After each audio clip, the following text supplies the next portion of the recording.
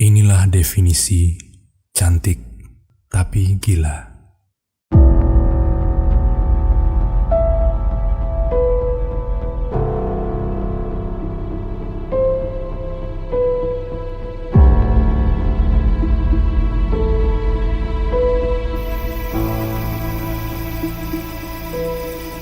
Pada 28 Agustus 2013 lalu, saat itu sekitar pukul 21.30 waktu setempat, Yoon Min Hoi kembali ke rumah setelah pulang kerja.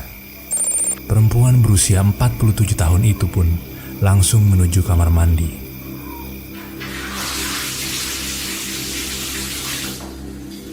Namun tak berselang lama, Rian Hoi, suami dari Yoon Min Hoi, mendengar suara dentuman dan teriakan dari sang istri. Rian pun dengan perlahan menuju ke atas, dan langkahnya berubah menjadi tergesa ketika ia melihat genangan darah yang keluar dari pintu kamar mandi itu.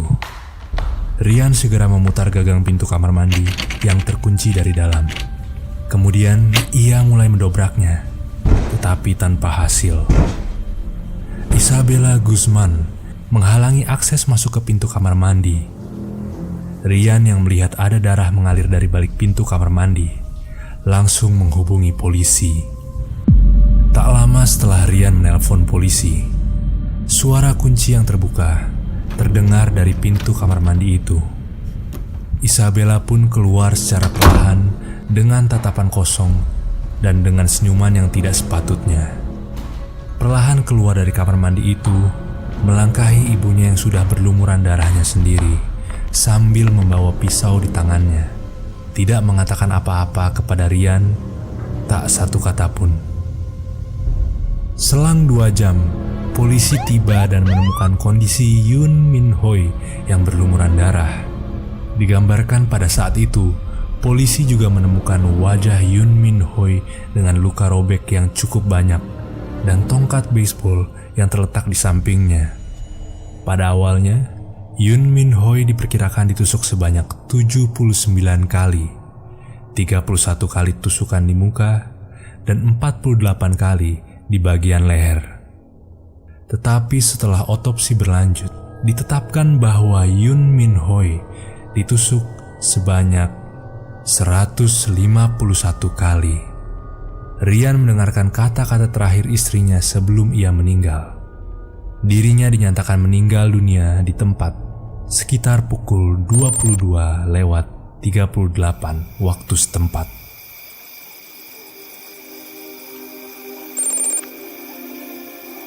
Tapi siapakah orang yang tega membunuh ibunya sendiri dengan cara yang keji? Apa yang membuat dia sampai melakukan hal kejam ini? Siapakah Isabella Guzman?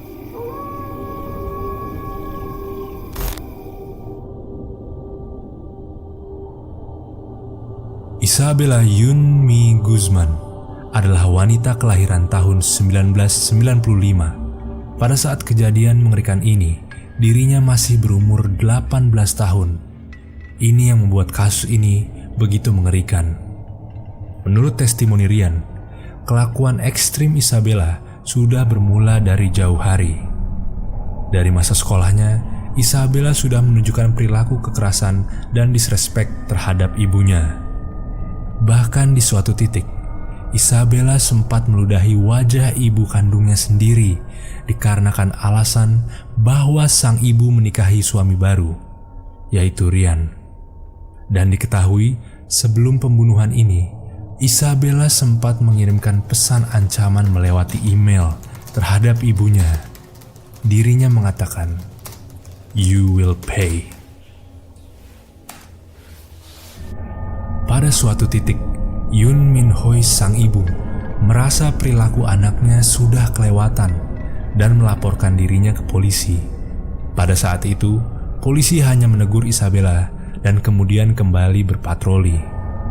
Menyedihkannya, pada hari yang sama dengan hari pembunuhan tersebut, Robert Guzman, ayah kandung Isabella, sempat datang dan menasihati Isabella mengenai perilakunya. Dikutip dari perkataan Robert kepada media, I went to talk to her because her mother was worried and wanted me to talk to Isabella. So I went to talk to Isabella and we sat down in the backyard looking at the trees and the animals. And I started to talk to her about the respect that people should have for their parents. And I was trying to let her know that she should be obedient to her parents, not rebellious. That she should try to listen more, and everything was going fine. Obrolan dengan ayah kandungnya tersebut sempat membuat Isabella tenang sejenak. Tapi seperti yang kita tahu, ketenangan itu tidak bertahan lama. Setelah membunuh sang bunda, Isabella langsung kabur ke sebuah minimarket dekat rumah. Ia membersihkan bekas darah yang menempel. Tak kehabisan akal, ia bahkan berbohong kepada petugas minimarket dengan mengaku telah diperkosa. Isabella pun meminta izin petugas itu untuk mencuci rambutnya di wastafel dan mengganti pakaiannya. Ia juga meminta petugas minimarket untuk tak melaporkannya ke polisi. Pagi menuju siang, kepolisian mulai mencari di daerah minimarket tersebut. Terdengar suara gemerisik dari salah satu semak-semak. Para polisi yang menyamar dengan pakaian preman mulai mendekati suara itu. Kepolisian akhirnya berhasil menangkap Isabella Guzman yang menjadi buronan. Perempuan itu ditangkap 16 jam setelah kejadian pembunuhan tersebut.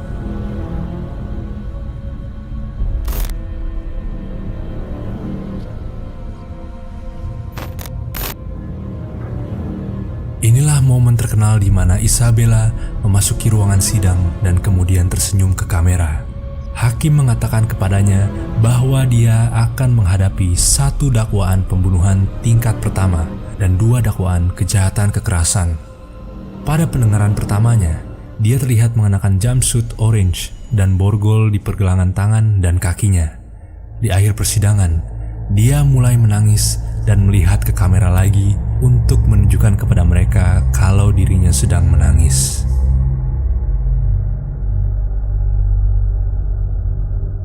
Dari sini kita dapat melihat tingkat mental Isabella. Sidang kedua dibatalkan karena Isabella menolak meninggalkan sel penjaranya. Sudah jelas dia memiliki masalah mental.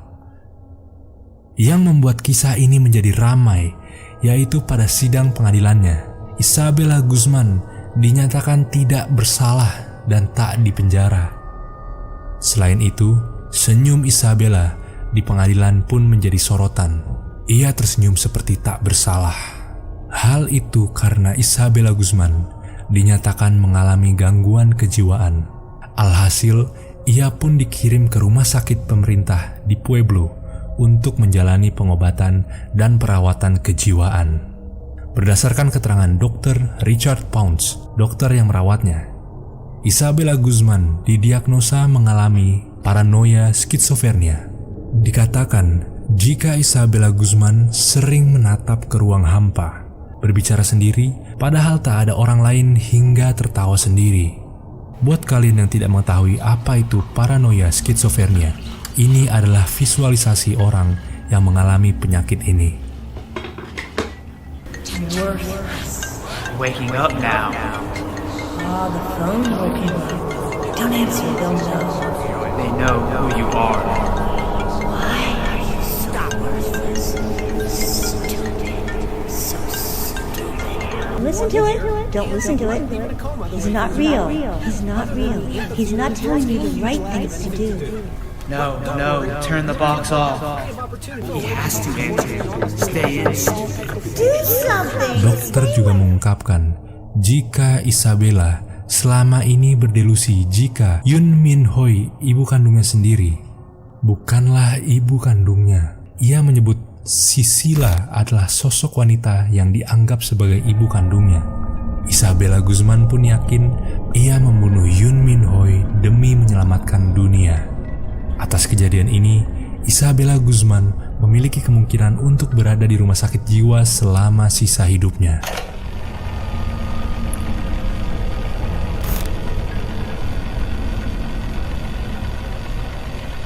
Kita sudah mencoba menggali dari berbagai sisi di internet.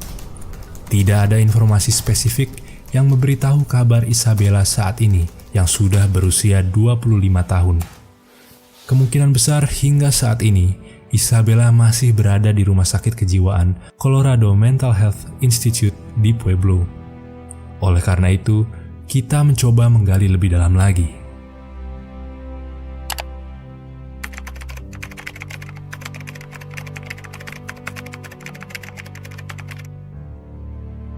Setelah mencari menggunakan Google, ternyata rumah sakit ini terdapat di dalam satu website yang dinaungi oleh Colorado Department of Human Service, sebuah website yang membantu orang yang memiliki gangguan mental.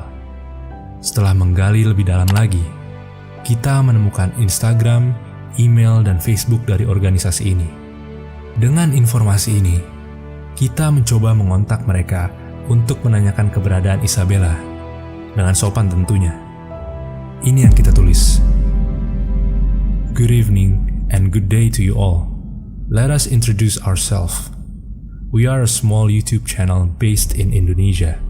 With all due respect and not to bother others' privacy, we like to just ask about one of your patient in Colorado Mental Health Institute of Pueblo. Her name is Isabella Yunmi Guzman. We just want to ask about her well-being and if she's still currently at CMHIP. Thank you for the time and consideration. A prompt reply is appreciated. Best regards. Setelah 4 hari menunggu, kita tidak mendapatkan balasan apa-apa sayangnya. Kemungkinan besar pesan kita terlewatkan, atau mungkin memang tidak ada yang membaca pesan ini. Tetapi secara kronologi dan testimoni, kemungkinan besar Isabella masih berada di rumah sakit mental Colorado dan masih menjalani perawatannya. Itulah kisah lengkap dari Isabella Guzman yang sedang viral saat ini. Kasus ini sudah berusia 7 tahun, tetapi kembali naik daun dikarenakan TikTok. Menjadi viral dikarenakan kecantikannya. Jika kalian mendapatkan informasi baru dari kisah ini, jangan lupa like, komen, dan subscribe. Dan jika kalian ingin mengikuti konten misteri secara daily, follow Instagram kita di @gpmisteri. Dan seperti biasa, salam cekam dan misteri.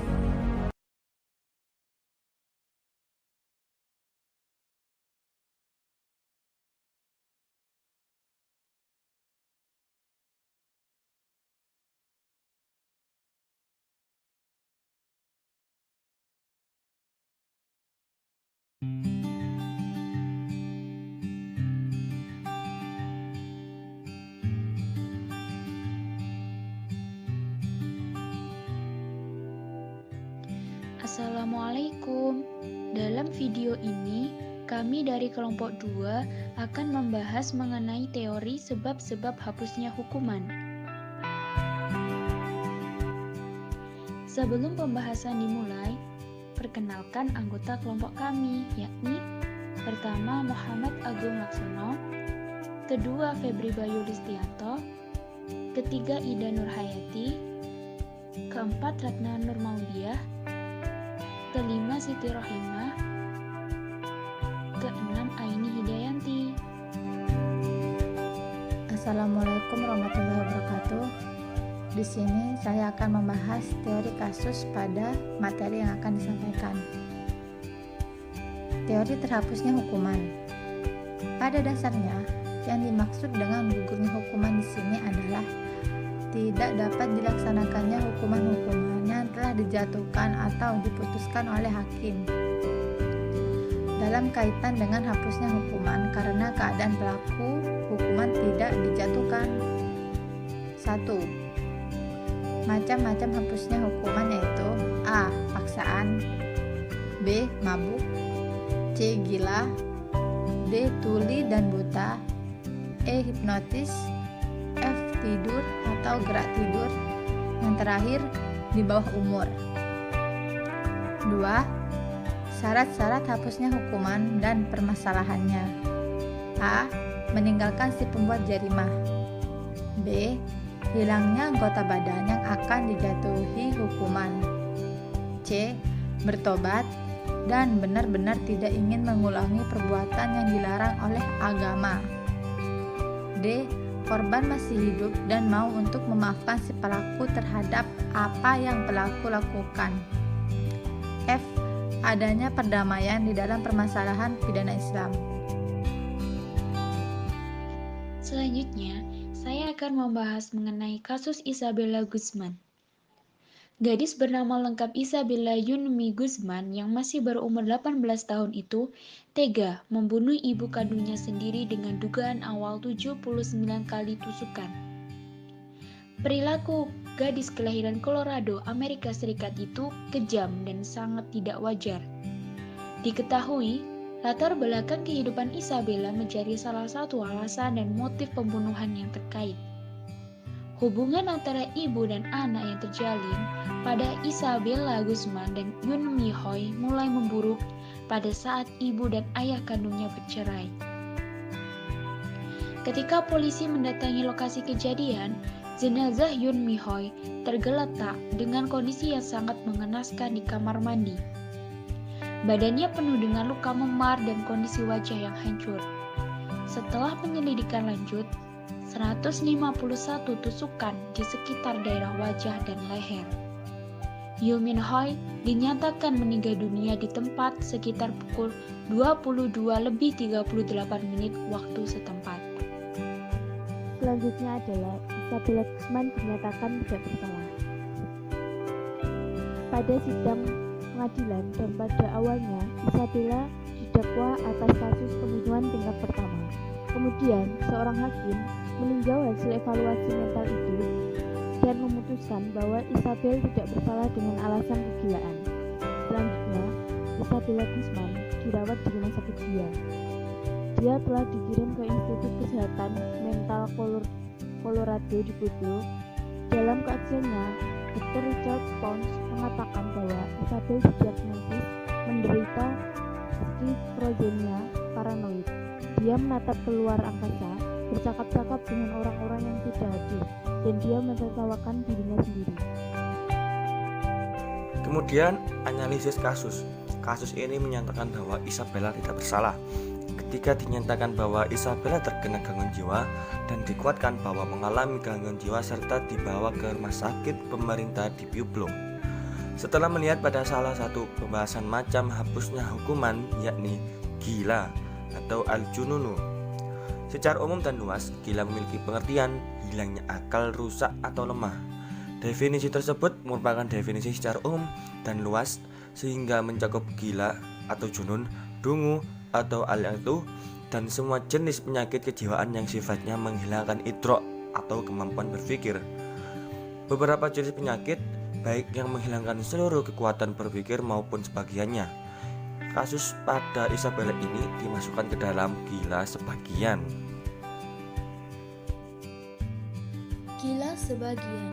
Gila sebagian menyebabkan seseorang tidak dapat berpikir dalam perkara-perkara tertentu, sedangkan pada perkara-perkara yang lain ia masih tetap dapat berpikir. Dalam kondisi di mana ia masih dapat berpikir, ia tetap dibebani pertanggungjawaban pidana. Tetapi ketika ia tidak dapat berpikir, ia bebas dari pertanggungjawaban pidana. Dr. Richard Pons juga mengungkapkan bahwa Isabella Guzman selama ini berdelusi jika Yunmin Hoi bukanlah ibu kandungnya. Isabella juga menyebut Cecilia adalah sosok wanita yang dianggap sebagai ibu kandungnya. Sebab Isabella Guzman membunuh Yunmin Hoi adalah untuk menyelamatkan dunia. Atas kejadian ini, Isabella Guzman memiliki kemungkinan untuk berada di rumah sakit jiwa selama sisa hidupnya. Isabella Guzman akan tetap berada di rumah sakit jiwa sampai ia tidak lagi menjadi ancaman publik dan dirinya sendiri. Selanjutnya, kesimpulan. Yang dimaksud dengan gugurnya hukuman di sini adalah tidak dapat dilaksanakannya hukuman-hukuman yang telah dijatuhkan atau diputuskan oleh hakim. Berdasarkan dari kasus Isabella Guzman, Isabella dinyatakan tidak bersalah. Hal ini terjadi pada sidang pengadilan. Pada awalnya, Isabella didakwa atas kasus pembunuhan tingkat pertama. Kemudian, seorang hakim meninjau hasil evaluasi mental itu dan memutuskan bahwa Isabella tidak bersalah. dengan alasan kegilaan. Jadi, dapat kita simpulkan jika kasus Isabel Guzman dapat dikatakan sebagai sebab-sebab hapusnya hukuman di dalam hukum pidana Islam. Mungkin hanya ini yang dapat kami sampaikan. Sekian, terima kasih. Wassalamualaikum.